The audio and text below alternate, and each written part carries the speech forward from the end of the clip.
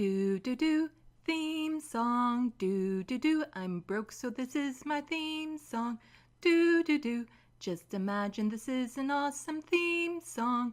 Do do, theme song. Left of the box.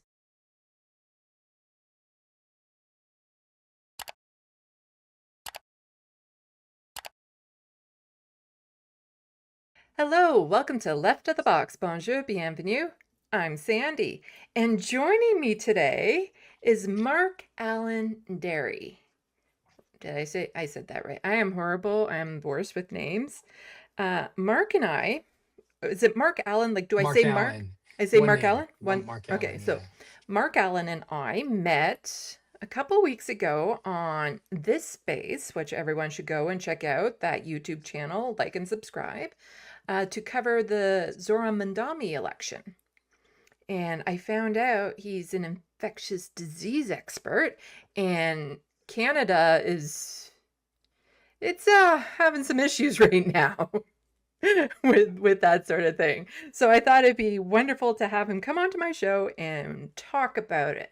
So why don't you just do a little superficial quick intros to who you are, because then we have fun initiation to do, and then we can get into a little bit more in-depth background histories and stuff, and you had some questions for me, and then Sure.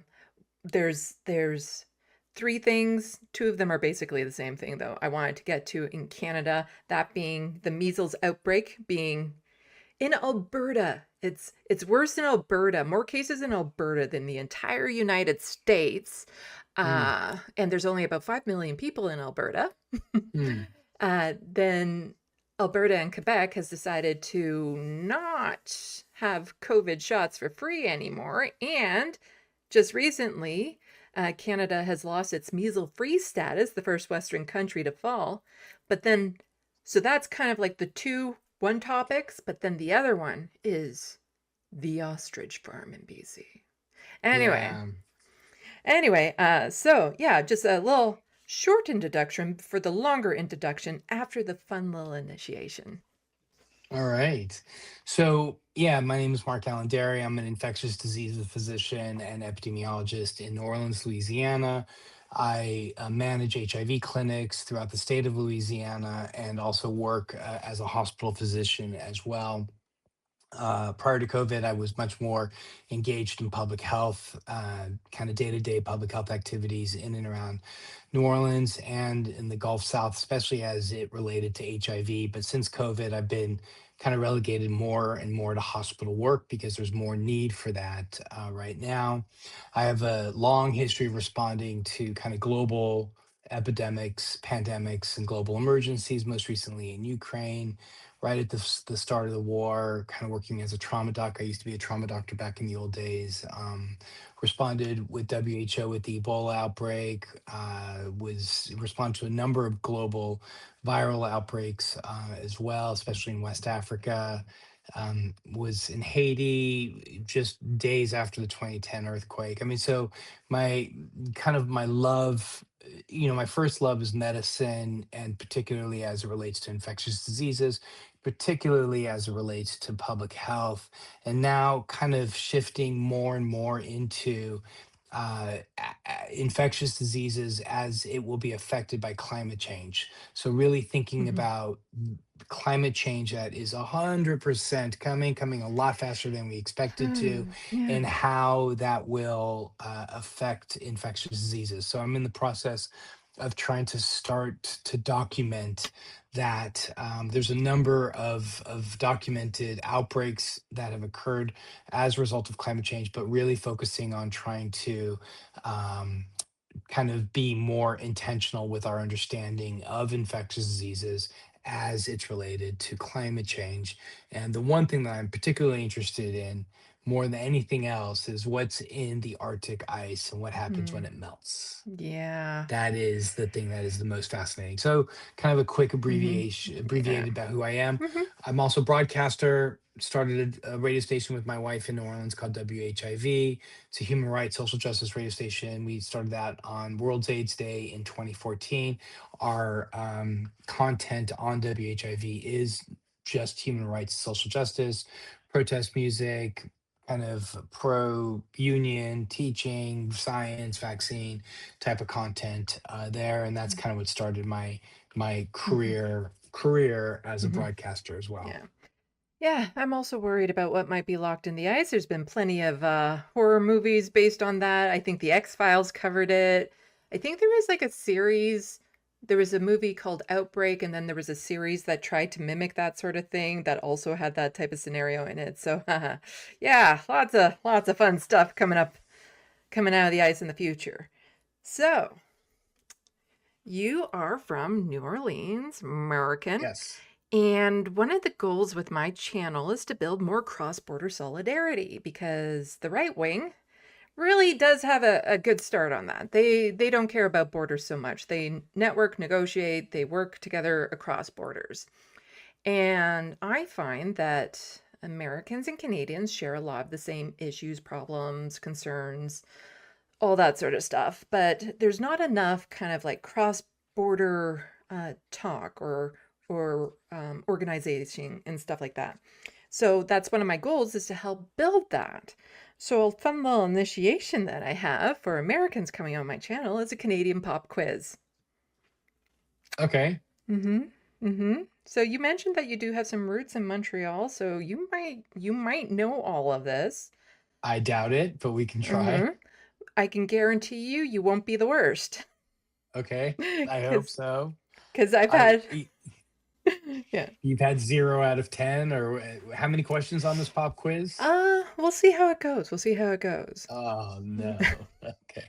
But a little caveat with this, just so that you Okay. you don't think it's too harsh. All the questions I'm asking are questions I know the reverse of. So I'm not going to Okay. ask you something like who is the 14th Prime Minister of Canada because well, first of all, I don't know. And also like I wouldn't know who the 14th American president is type thing. So these are I don't think all I do either. yeah, these are all things I know the reverse of. So I'll start Okay. off with one that I thought originally was simple. What is a toque? Wasn't that, no, that's different from a loonie, right? Which was like a $2 coin. Wasn't a loonie a $2 coin? Is that a toque? We'll get to the coins, but that's not what a Okay. toque is. And that's not something you do when you're on the bus and you accidentally pass a little wind? No, no, no. That would be a No. Okay, that's toot. not a toot. Okay, got it. A toot. All right. Do not know what a toque is. Is that a bird? Like a Canadian bird? It's a beanie. It's a beanie. Got it. Yeah, A winter beanie. A toque. beanie. Winter Got it. toque. Okay. Toque. Toque. All right. I didn't even know that it wasn't called a toque down in the States until Tim Pool and everyone referring to his beanie. Got it. Yes. All right. Okay. Capital of Canada. Capital of Canada. Calgary? No. At least you didn't say Toronto. I'll give you that. I affectionately refer to Toronto as the American capital of Canada because that's the first go-to. That's right. I feel like this is something I should know. I don't. Ottawa. Ottawa. I should have known that. Yes, Mhm. Ottawa. Okay. Well, you brought it up. You said a loonie, and you referred to it as a coin, and that's correct. Wrong coin, but it is, that is some there. It's our $1 coin. A $1 coin was a loonie. Yeah. And that's because when they first came out, they had loons on them. They had loons on them, right? And So I do Canadians, remember. yeah. I do remember referring to, and the fleek. The fleek is police in Montreal. They used to refer to the police as a fleek. That The might flick or the flick. be that might It's be probably French. local jargon. Local is probably local. Okay. Okay. Okay. Uh, Okay. I'm trying. mhm, I'm trying to make mhm. up for what I'm missing out on right now. Don't worry, you can't, unless I decide to deduct points for whatever reason, you can't get the worst score on this. So we have All a right. loonie. Any thoughts as to what our $2 coin might be? A toonie. Yes. Yeah. There, you All got right. one. All right. There you go. Okay. Let's see. Do you know how many provinces there are? I knew you were going to ask me that. I knew you were going to ask me that. And I internally kind of guessed either 8 or 11. Somewhere in between. 9? Somewhere else in 10? between. 10? 10. 10 provinces. Yeah, Okay. yeah. All Yeah. right. I was a little close there. You had like, considering the difference in like provinces and state numbers, it's nice that you were in the ballpark. Right. Let's see. Do you know what our freezing and boiling points are? In Celsius, I mean, isn't it like Yeah, we is use Celsius. it's right? No, I know that, but Hmm. like it's like 0 and 100, isn't it? Yep. Hmm. Okay. Yeah. Yeah. There. See, you're not doing the worst. Okay. Who is our current prime minister? A Carney. That's his last name. Yep. Oh, that's what's his first name? It has something in common with yours. Is it Mark? It's not Hmm. Mark Carney. Yeah. Mark Carney? Mark Is it Carney. Mark Yeah. Carney? Okay. All right. There you go. Any idea who the previous one was? Yes, Trudeau. Mm-hmm. Now Okay. dating. Now dating. Katy What's her name? Perry. Katy Perry. Now dating Yeah. Katy Perry. Right. That's a big Well, deal, huh? well, I hope for her sake they have visitation in The Hague. Oh, wow. Really? No kidding, I'm huh? not nice towards him when it came to Canada's Okay. stance and what was Okay. happening in Gaza and the fact that we were selling weapons to Uh, Israel and stuff. And, you I'm know, with you on that. I so, agree. I yeah. agree. Was Uh, Daddy Trudeau better? Was he uh, liked better?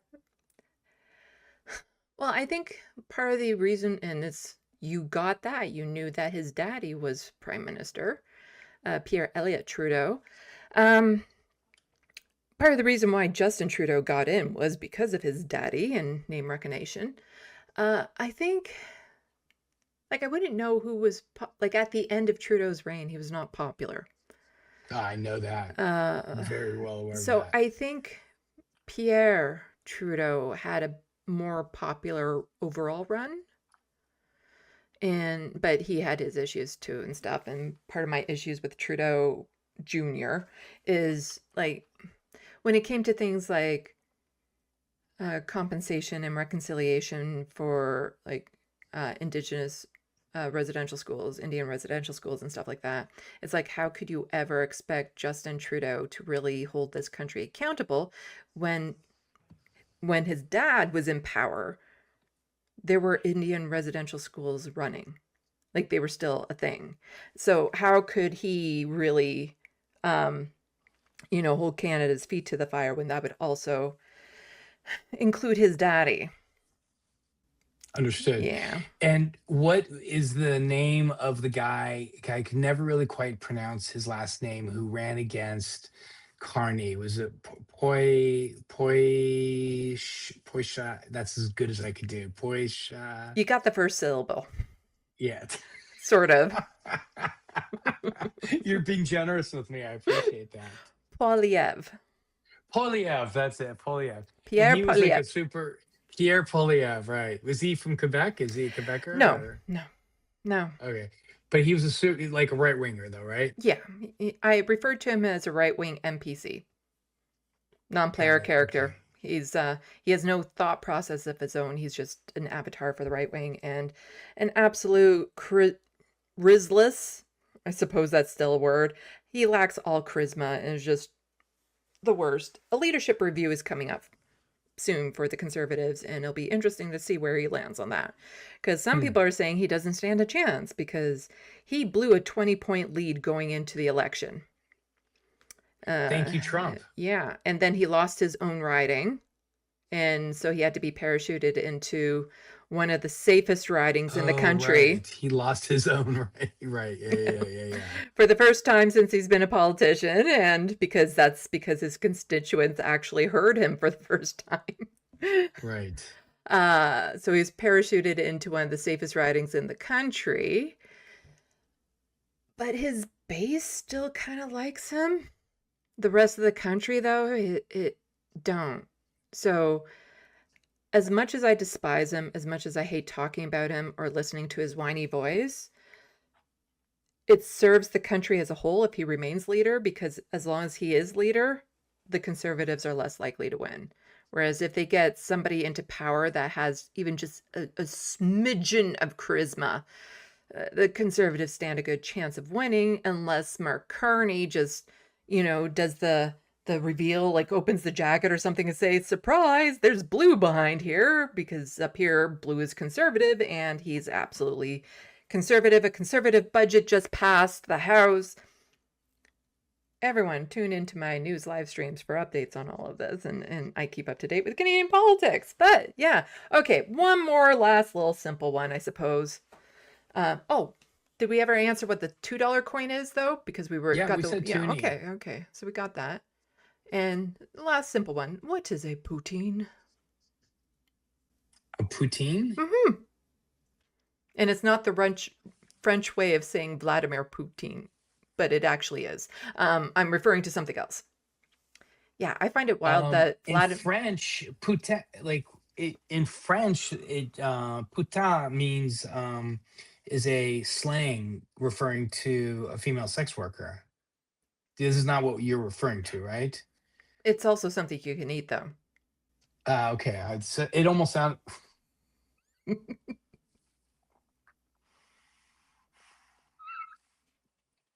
You're gonna make me blush. I think I am blushing.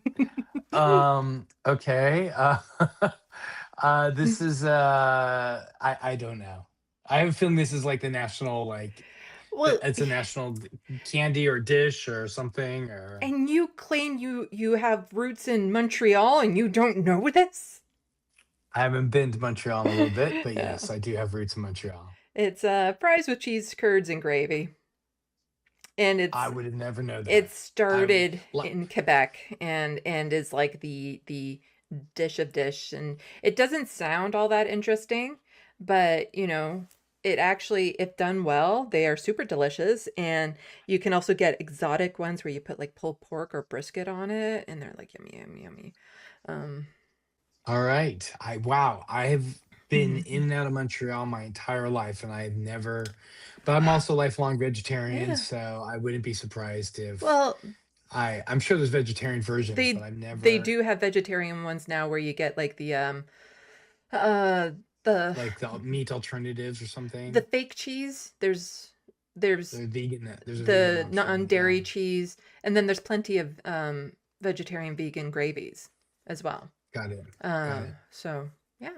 All right. Anyway, Well, next time I'm in Canada, I will check yeah. that out. So you did not do the worst. All right. Phew. I did Thank not end up goodness. deducting any points for whatever All reason. right. Good. I may not have done the best, but more importantly is I did not do the worst. Yeah.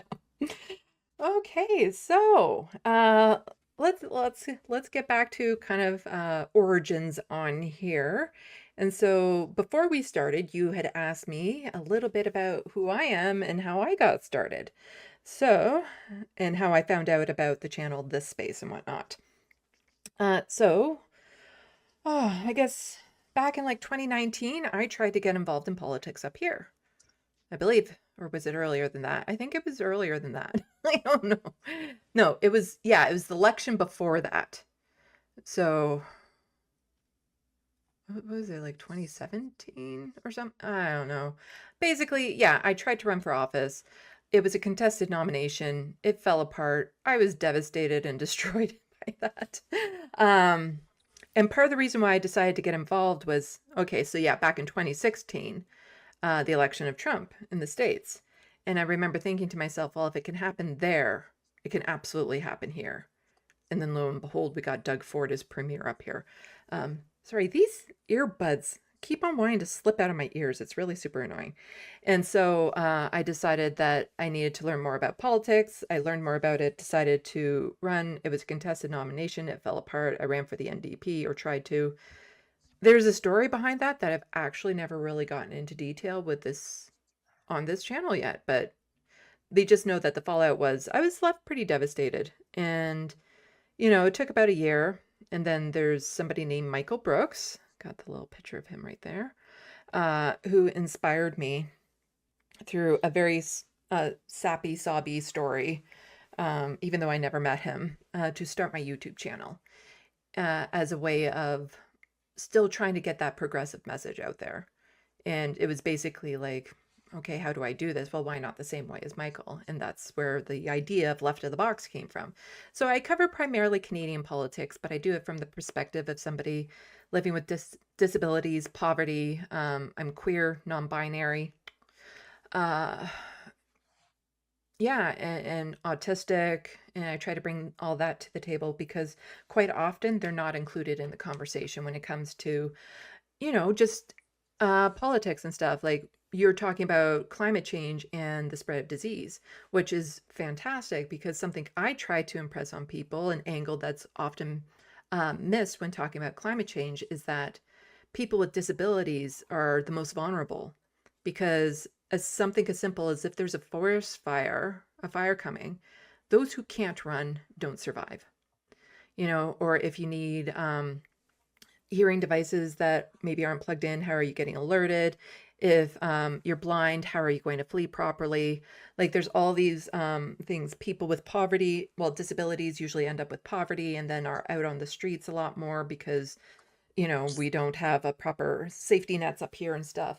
And so like there was the heat dome in BC a bunch of years ago, and close to 1,000 people died in that, most of them living with poverty because they had nowhere to go to get out of the heat, and they were already immunocompromised, had health issues that were just compounded by the heat and whatnot. So that's what I try to bring to my channel, but I do it with a little bit of sarcasm and sass, and by a little bit of sarcasm, I'm being sarcastic. I figured. And I met the letter hack on Twitter shortly after I started my channel and saw his cartoon art and stuff of that sort. And I think I have to move these to the front so that they don't keep on falling out. There we go. I just try to look all snazzy by having it up behind so you don't really see them. There we go. So he had... Now you look official. Now you look Yeah. official. I thought it You looked went better from before. snazzy to official. Yeah. You look lovely now. There. Why, thank you. I'm a professional YouTuber. Yeah, I met the letter hack because he did the cartoons and stuff of like Sam Cedar of the Majority Report and stuff, and I was a huge Majority Report fan. And one year, for the first year that I knew him, he did a challenge where it's like, well, why don't everyone else try to do a drawing of Sam for his birthday? And it's like, well, okay, I'll give it a try. Maybe it'll be so bad it's good. And then I rediscovered my ability for art because I had it as a teenager. I hit some really hard times, was unhoused, was in some bad relationships and stuff. And I thought I lost my ability to do art, which was just my biggest regret in life. But for this reason, for some reason, I pushed past my initial doubts and suddenly I drew a picture and it was Sam and it was good. And I'm like, what the hell? And I lost my mind. I bawled incessantly, almost destroyed the drawing with tears. And that was like 5 years ago. And I look at that drawing now and it looks like I did it in crayon because the drawings I'm doing now are far superior to anything I used to be able to do before. Like this drawing here, which is Thumper. Thumper, yeah. It's a hyper realistic drawing, so you can go right up close to it and see like the individual hairs and things of that sort. And so Letterhack and I kind of connected online that way. And then when he started his channel, I was there to help him out. I was his very first mod, now that he has like 1,000 of them. But I was the first one and helped him with his channel getting started. So when him and a bunch of other people decided to start this space, the YouTube collaborative of eventually getting it to be like a 24/7 leftist content. So not necessarily talking about politics, could be talking about movies or stories. I end up talking about my writing a lot because, I also wrote a book. Just this book here, Necroplasm, vampire horror. Oh, cool. There's Awesome. there's a story behind that too. There's always a story behind everything. And so, like the last Wednesday of every month, so next Wednesday, I'll be going on as the main character of that book, who's a 1400-year-old vampire, to give her perspective on social and political issues. Oh, cool. Uh, I love so, that. so yeah, so I was one of the first people to be approached to be on this space. So I'm on every Wednesday at 4 p.m. Eastern. I usually try to have my news live stream Sunday evenings. I'm working on a massive video essay about a former network that I was involved with called TYT. I used to be a contributor to the Rebel HQ channel, and then they decided to make a right-wing turn and be transphobic and things of that sort. So I've been working, it's been a year-long process almost so Are you far. working with Hank? Is that with Hank, or is that something separate from what It's Hank is something doing? separate. Yeah, it's something separate, but we are connected. Like we have been talking and stuff, and he's helped me find some clips and whatnot. So it is something, it's a monster project, and I'm hoping to at least I'm have it done sure. by the end of the year. Because my, here's the thing, I'm autistic, OCD, ADHD. That's not the type of person you want to piss off. Indeed.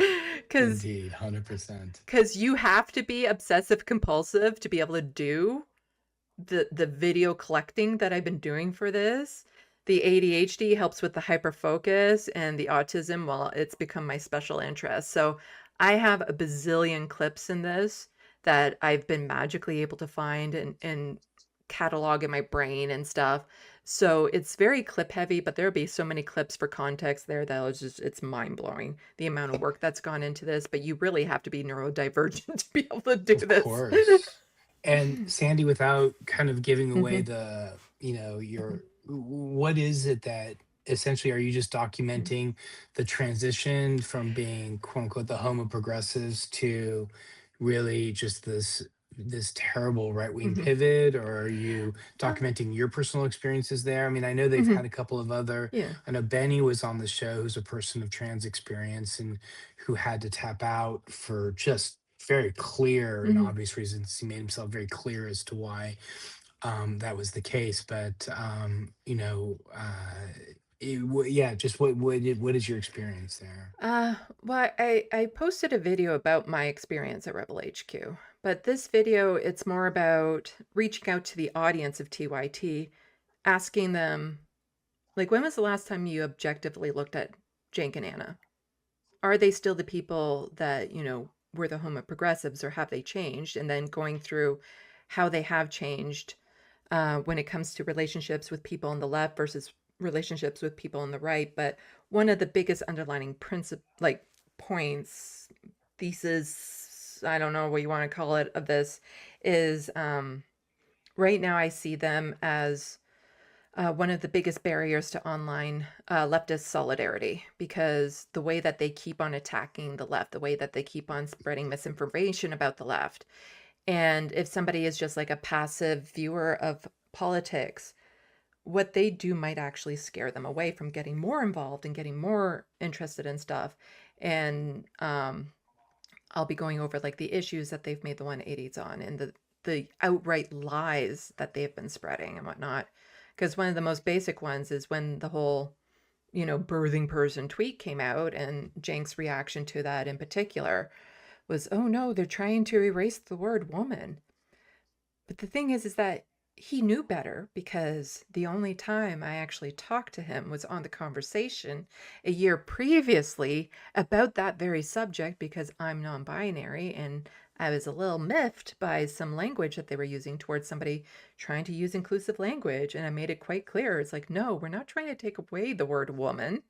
It's about adding a word that actually includes us, because it's hard to exist in society when you don't exist in their language. And it's just, it's the absolute bare minimum of just, could you add a few words to your vocabulary?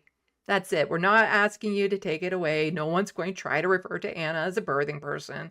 And even then, that's evolved to the only time I hear that term is from Jake and Anna bitching about it. Because um and I explained this too, it's new language. It's not necessarily settled on. It's going to sound awkward and stuff, but, pretty much people have just used people who can get pregnant, or pregnant people. That's really what I think I feel people have landed on when it comes to that. So them crying about birthing person when literally no one who would identify as, being one would even use that term. It's not the active term that we're using. So yeah, Yeah. that's the quick summary of it, but it's a massive project. Well, I can't wait to see it, and we'll be happy to Hmm. support it. I think their pivot was a huge disappointment. Hmm. I think I found them when they were still on Air America, when Jill Piker and Ben Mankiewicz were still on the show, and so yeah, I have my Hmm. thoughts, Jess. I've Hmm. been, I watched it unfold, and Hmm. just my 2 cents on this is I think a combination of I think that was just her way of just wanting to pick a fight that wasn't necessary. I'm not 100% clear why Cenk went along with it. And I think, too, in the end, I think there's just massive, massive, massive jealousy of the enormous and well deserved success of Cenk's nephew, Hassan Piker. Yeah, there's a lot of layers there, but I started watching TYT back during the first Trump election, like back in 2016. That's when I first really got in touch with them, and it was basically through Cenk's encouragement on there that I really thought, you know what, I need to get more involved in politics, and which led me down the road. And so getting a job on Rebel HQ was kind of like this full circle feeling. Like the first 2 weeks of that job, quite literally, I had never felt that good in my entire life. Mm. Like it was such an incredible feeling. Um, Gave you meaning, gave you something to be part of, right? It felt a, good. a validation unlike anything else Yeah. before and stuff. And then at the end to learn that I was nothing more than spaghetti being thrown against the wall. It's, yeah. But Uh, that is, it's going to be quite the project once I finally get it out. Put lots of work into it, and I'm sure that will show by the end of it. But Great. anyway, Can't wait to see it. yeah, back to the subject at hand, viruses and Sure. stuff. So, how did you find out about this space? Well, in WHIV, Matt and I've been on Sam Cedar's show a few times, and I think that we were both aware of one another. And I'm not sure we approached each other when so one of the shows on WHIV is on, was on this space, and when Jeffrey Burrow, who is the co-host of Good Morning Comrades, which is the show that is on WHIV. It originates out of WHIV, but it's on their YouTube channel as well. Uh, the I think there was just a combination of, hey, Good Morning Comrade is going to be there. There's content that Dr. Derry's putting out daily of just kind of focusing on public health and documenting kind of one, the dismantling of the public health system in the US from a progressive perspective, while two, kind of filling in the void now that we don't have the CDC, the NIH, and the other communication devices that have been traditionally used by the US government or by the feds, CDC, NIH, mostly something called the MMWR, the Morbidity and Mortality Weekly Report, which kind of reports on all things infectious diseases in the US.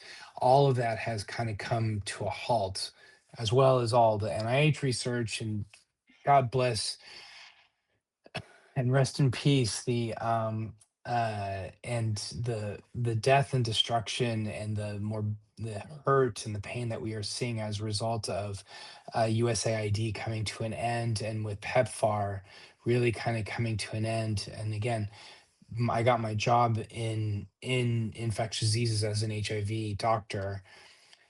At least from the US perspective, and Canada, and industrialized countries for that matter, HIV is more or less a manageable chronic illness. This is why you're seeing a lot of infectious disease doctors kind of moving on and looking for other things to kind of get into, because now, family doctor, general internist, and nurse practitioner can easily manage HIV. It's one pill once a day. It's not the challenging disease process it was a decade ago, 2 decades ago, what have you. But certainly in different parts of the world, in the areas where PEPFAR and USAID were, HIV is very, very critical. And we are seeing lots and lots of deaths. There's a New York Times reporter, Nicholas Kristof, who's documenting really, really nicely. And I'm using nicely as there's nothing nice about it. It's really horrific. His columns are really just documenting the terrible pain and suffering that we are seeing as a result of the dismantling of USAID. And one of the things that I talk about is something called the imperial boomerang. And what I refer to it as the imperial health boomerang. So you talk about the imperial boomerang. This is something that was kind of conceived of and really built upon by Hannah Arendt and Michel Foucault. These were folks that I had to read when I was in college. I went to the University of California at Santa Cruz in the 80s, and walking around with a Hannah Arendt book, that was like a big deal. You were considered, that was the rock star, at least when I was going to college. And what Hannah Arendt talked about was this idea of the imperial boomerang. And this idea of the imperial boomerang is that any industrialized country that goes into some country that they're colonizing or invading, whatever tactics, especially tactics that further racism, issues regarding class, issues regarding that are building divisions between people, especially when it comes to policing and heavy duty policing tactics, will boomerang back to that initial imperial country. And this is referred to as the imperial boomerang. And we hear it and we see that in the US, right? I mean, we see these horrific tactics that the US military industrial complex does in areas like Iraq, or, certainly, our complicit hand in Gaza, which has been horrific. Just really, really ugly what has been happening. I mean, obviously, we're witnessing a genocide, and there are many people who could speak about this much more eloquent than I can. But what we're seeing right now in the U.S. in the form of ICE raids, the fact that people masked federal agents are basically kidnapping people off the streets, pepper spraying children, pepper spraying elderly folks, just aggressively tackling people at their immigration hearings. When we are seeing this type of behavior, this is the sort of behavior that we've seen the US military engage in abroad, and now it's boomeranging back. One of the things that I am trying to do and speak to as many people, but as well as clinicians as possible, is that in the US, obviously, is that what happened with USAID, what happened with PEPFAR, this notion of federal funds coming to a rapid close, and lives that will be significantly affected as a result of that. For us as physicians, that seems unthinkable, but we have to open our minds. And we saw it already happen in areas that were relying heavily on USAID dollars or PEPFAR dollars. We are now going to see, and we are starting to see happen already in the US. Already there was an 800 million was it is $800 million have been eliminated now from Medicaid, and we're not going to see those effects kick in until after the 2026 election. And as a result of the recent US government shutdown, that basically that was not supposed to be a thumbs up. So I'm going to take that thumb down really quickly. The recent US government shutdown was as a result of subsidies that were being provided for people that were reliant on the Affordable Care Act. We're going to start seeing their subsidies and their rates are, we're hearing stories of 100%, 200, 300% increases. People are going to just stop buying health insurance because rent and food on the table is a much more, and paying, and heating and utility bills are much more of a pressing issue than managing your hypertension, which is going to be an issue maybe possibly 10 years down the line.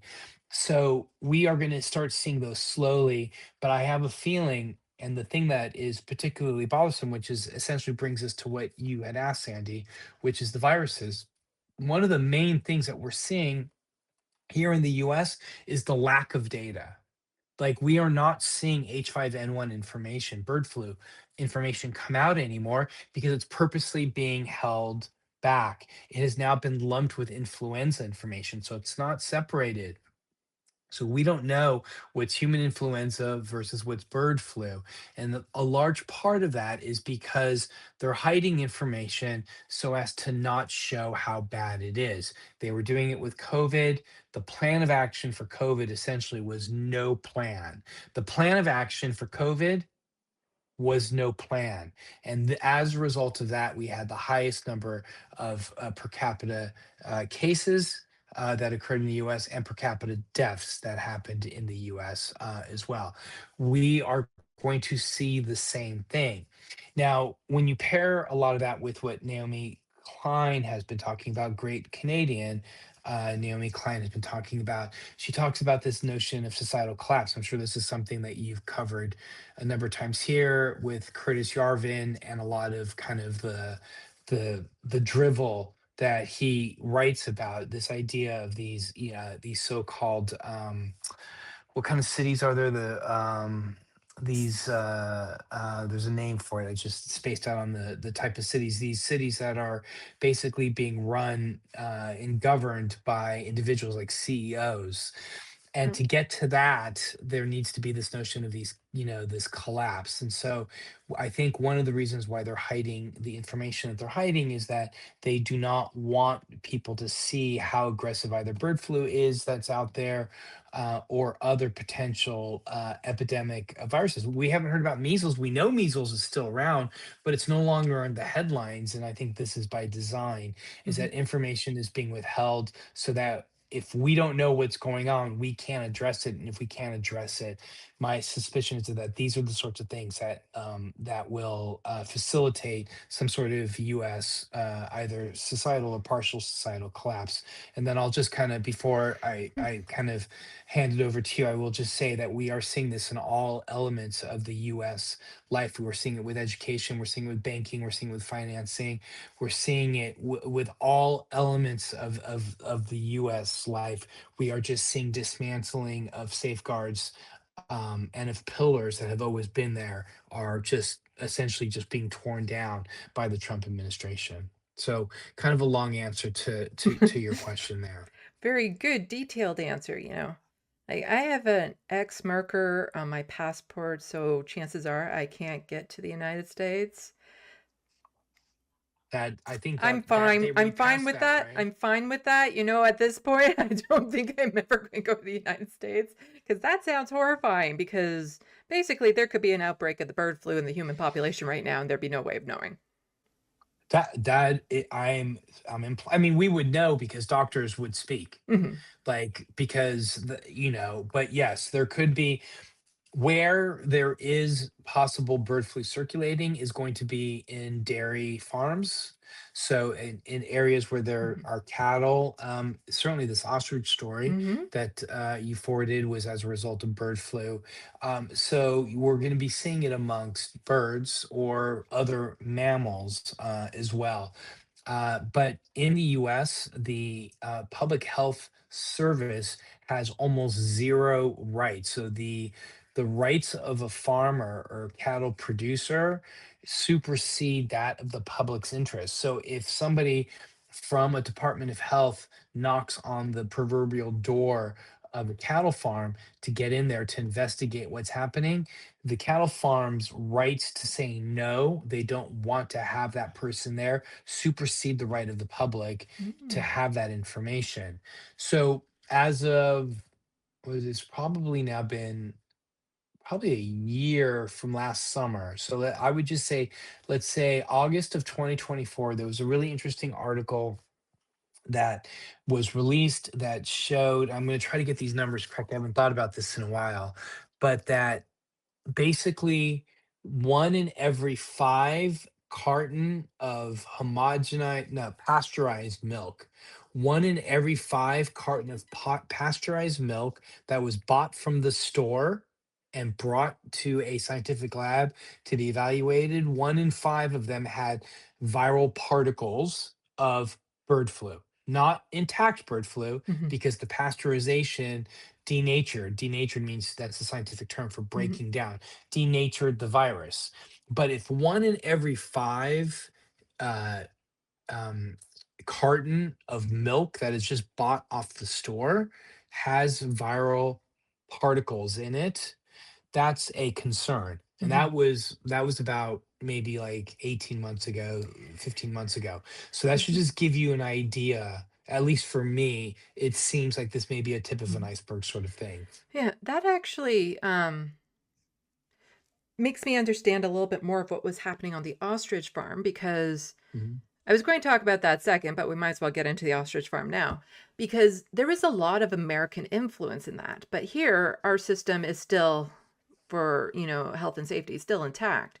And so when bird flu was identified, like 60 birds or something died initially. Emu or ostriches died there initially. um, the Canada Health Code kicked in. They came in. They said, okay, we're going to have to call the entire herd.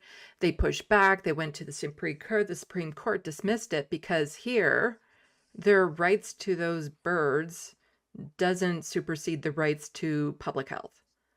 So the herd was culled, and it became a huge right wing issue.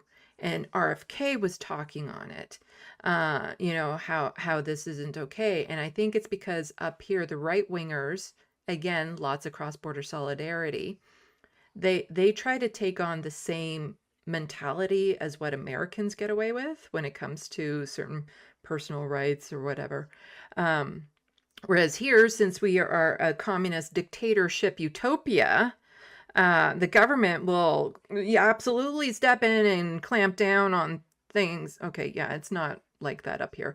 But here, there was still that. So there was all this outrage that they were going into this ostrich farm to kill all the birds. And from your perspective, was that a good call to kill the birds 10 months after the virus had started infecting the herd and was then um the farm owners claimed there were no more sick birds. So, I mean, a couple things there. It was I clicked through all the links that you sent, and what did make sense was that the it first surfaced in January of 2025, and my eyeballs like popped out of my head. I was like, "What?" Usually, a culling occurs within days to weeks when bird flu is first found. If so I'm of two minds, and I would need to know more, but just reading through these articles quickly, what I didn't see was, were there any true cases of bird flu that was circulating amongst these ostriches? And I couldn't tell if they were carriers or not. So Mhm. there was some information that was missing. So let's assume two things. One, in January, should they have culled the herd? Yes. I hate to say that. Lifelong vegetarian. I care about animals. I'm all about one health.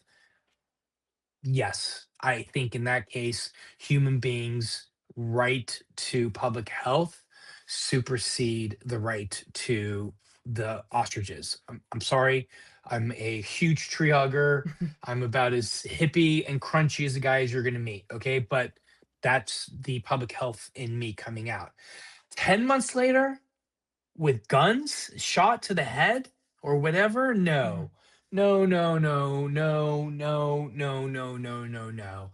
There's something that was off, and there was something that was wrong there. So I'm not trying to denigrate Mhm. my public health colleagues in Canada. I am sure that there were reasons why they felt that it was still necessary to do. I just didn't understand and didn't see what that cause Mhm. was. From what I've read on this, because I kind of tried to not stay away from the story, but it's hard to get accurate information on it, just given how much the right wing took a hold of it. And let's just say they're not the purveyors of actual facts. So it can be a little bit difficult to know a lot of the details. But from what I was reading about experts is that the virus was now just part of the herd, like it was in there. and it was hard to tell if it was shedding, because they could test the beak, but it might be shedding in a different part of their body. And these are extremely big birds, difficult to deal with. So the amount of testing that you would have to do in the different body parts and stuff was just unrealistic. And so there's a good chance that it was endemic in the herd. But the If that's the case, then mhm, I is as unpopular mhm, as an opinion as this may be, then mhm, yeah, they would need to be.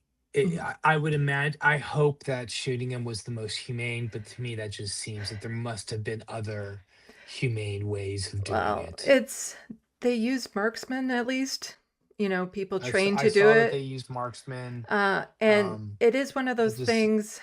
Um, One thing that I read briefly, like if they wanted to do like a lethal injection, three people would have to be involved. One would have to be basically on its back trying to hold it down as they injected it into their head. So that doesn't sound ideal either. Like there's no good way of doing it when it comes down to it.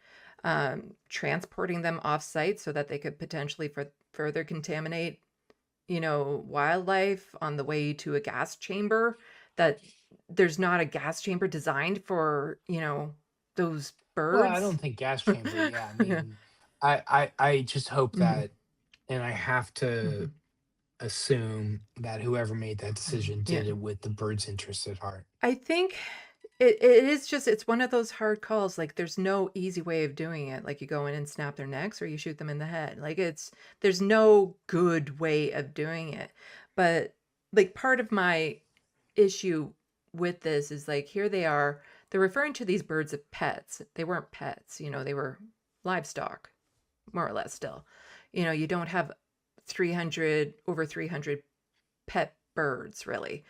Um, so some of them were used for meat, for eggs, that sort of thing. Um, Sorry, I just briefly lost my train of thought. Where was I going with this? I think you were just trying to determine whether Oh, they were pets or. yeah, and so a lot of the people were upset, but I don't know how sincere.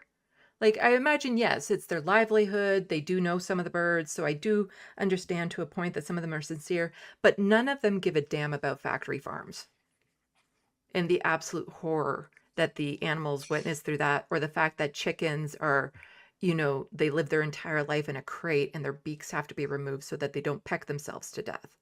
Like they don't care about any of that, but as soon as it affects them and their issue, they suddenly make it into a right wing talking point, and then the right wing latches onto it, gives them all this attention. There was a American millionaire that spent $50,000 in their legal defense, RFK. So they were getting more attention in those moments than they had at any other time, Hmm. um, from this, like the amount of publicity and stuff.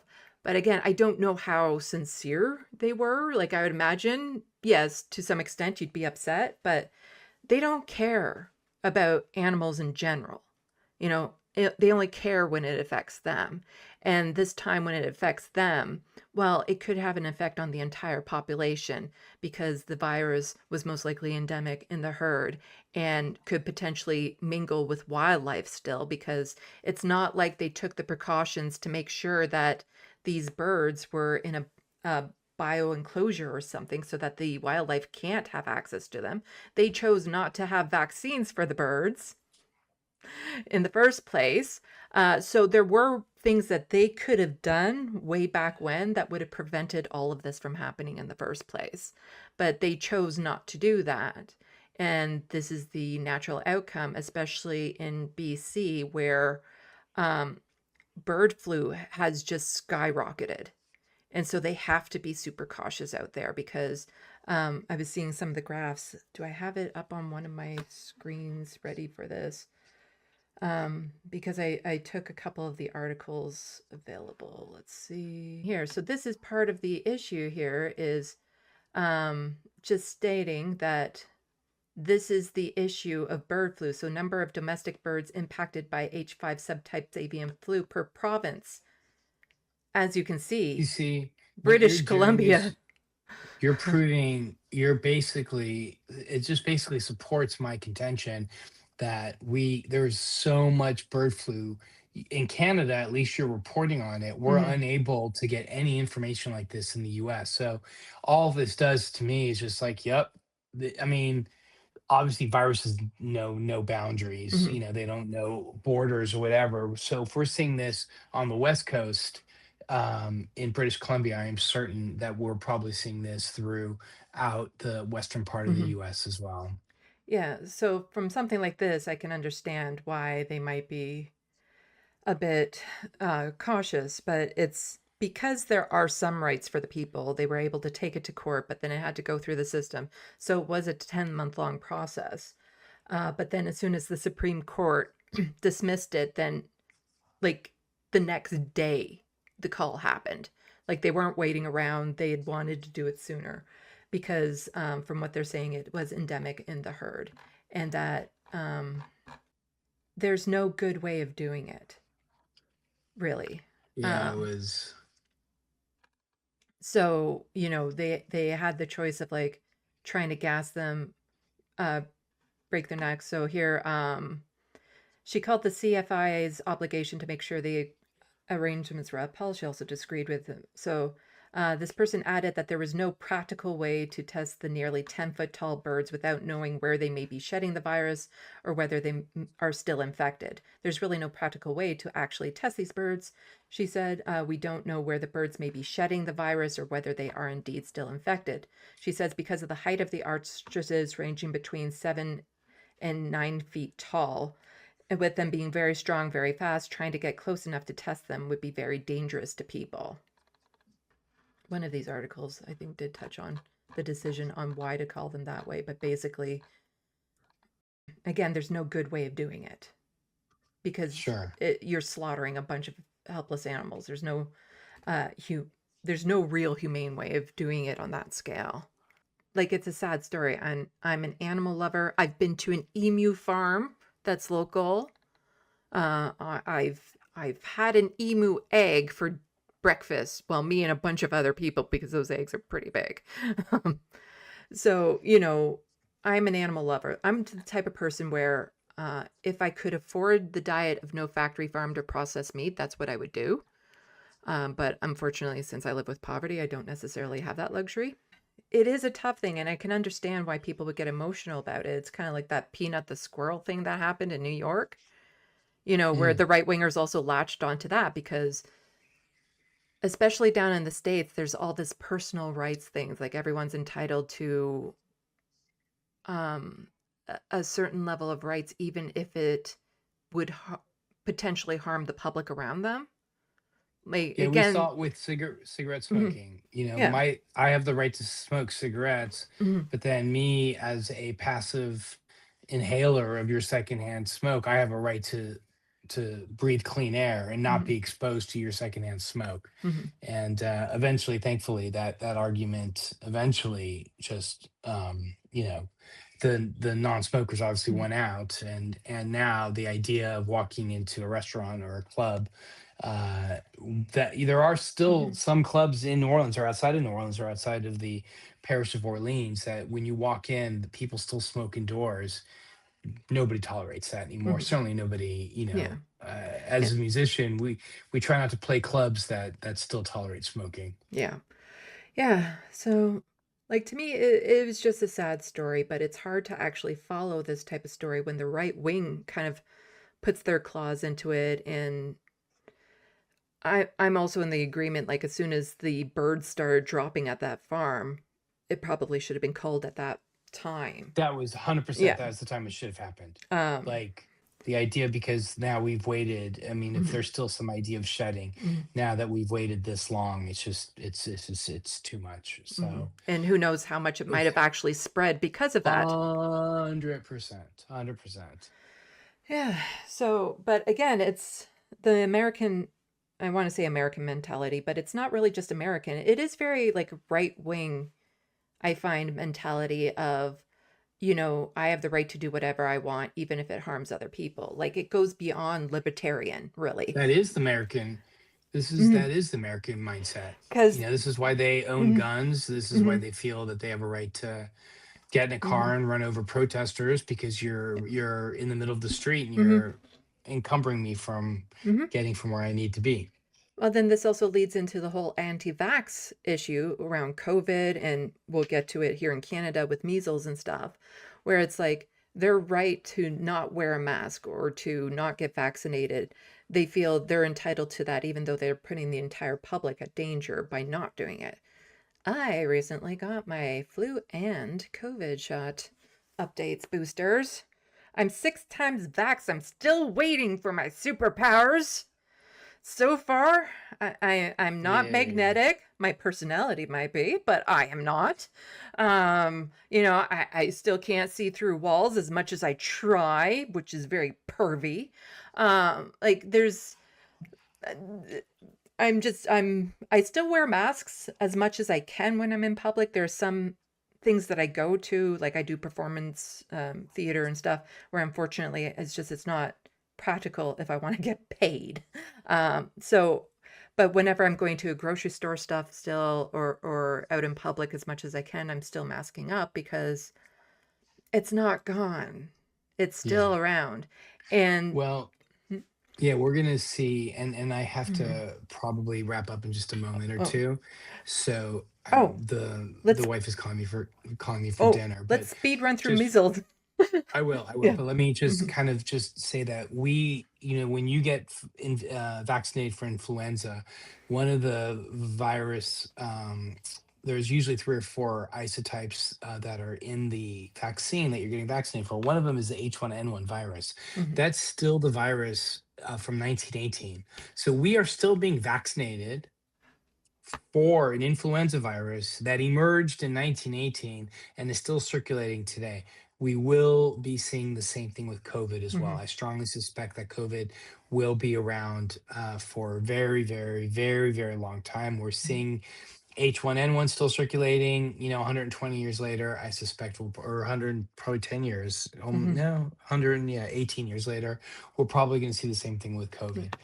Okay. Real quickly about measles. Unfortunately, I'm the just going to anti-vax pop this up sentiment, on screen while we're talking. yeah, the anti-vax sentiment that was born in England with really a charlatan gastroenterologist by the name of Andrew Wakeman, who published a really horrific study that's been retracted from the Lancet, either Lancet or British Medical Journal. I forget which. I think it Mhm. may have been Lancet.